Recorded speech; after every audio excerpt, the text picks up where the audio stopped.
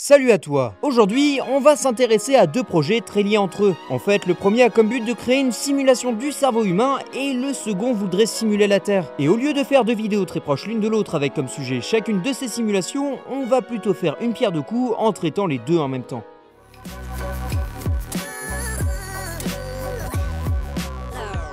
Comme je le disais en introduction, ces deux projets sont très liés et ce n'est pas pour rien. Ils sont tous les deux européens et ils cherchent à concurrencer des projets américains, chinois ou japonais. Les enjeux sont également les mêmes car ils visent à simuler le plus fidèlement possible le cerveau ou bien la Terre.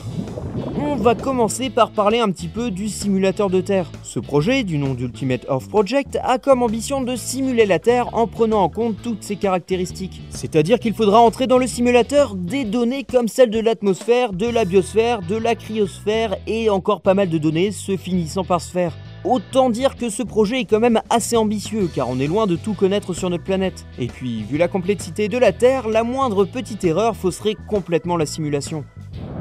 Le second projet, quant à lui, souhaite simuler le cerveau de la plus précise des façons. Répondant du nom de Human Brain Project, ce projet est financé par l'Union Européenne à hauteur de 1 milliard d'euros. L'objectif est d'arriver à simuler entièrement le fonctionnement d'un cerveau d'ici 2024. Et pour le moment, ça avance bien car les scientifiques en charge de ce projet ont réussi à simuler un cerveau de rat avec 31 000 neurones. Car contrairement au simulateur de Terre, ce projet existe déjà depuis 2013.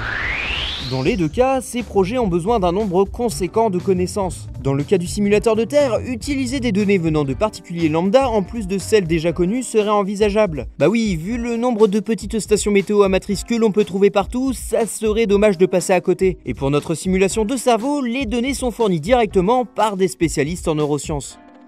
Sauf que traiter puis exploiter ces données demande une puissance de calcul colossale. Dans le cas de la simulation de cerveau, il faut un super ordinateur de quelques millions d'euros pour reproduire 360 000 neurones. Sauf que le cerveau humain en compte environ 100 milliards, ce qui veut dire qu'il faudra réaliser 1 milliard, 2 milliards d'opérations par seconde. Autant dire que ce n'est pas encore gagné. Et ça, c'est juste pour simuler un cerveau car on ne connaît même pas la puissance de calcul demandée pour la simulation de la Terre.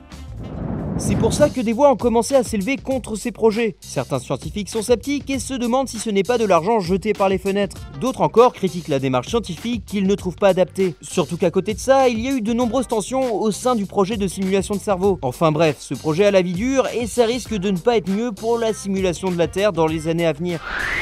Il faut aussi savoir que ces projets ne sont pas uniques en leur genre. Par exemple, on peut citer le simulateur de Terre japonais qui permet de mener des simulations sur des tremblements de terre et sur la météo. Et pour la simulation du cerveau, on peut prendre le concurrent américain du nom de Brain Initiative. Et même si son rôle n'est pas la simulation en tant que telle, il a quand même le même but que le projet européen, c'est-à-dire de comprendre le cerveau.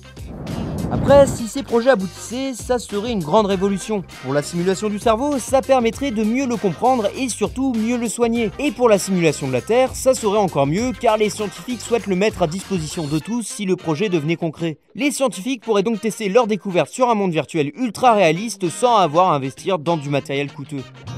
Merci d'avoir regardé cette vidéo. Surtout, n'hésite pas à lâcher un petit j'aime en dessous de la vidéo, ça serait super. Et sinon, je te dis à bientôt pour une nouvelle dose de culture.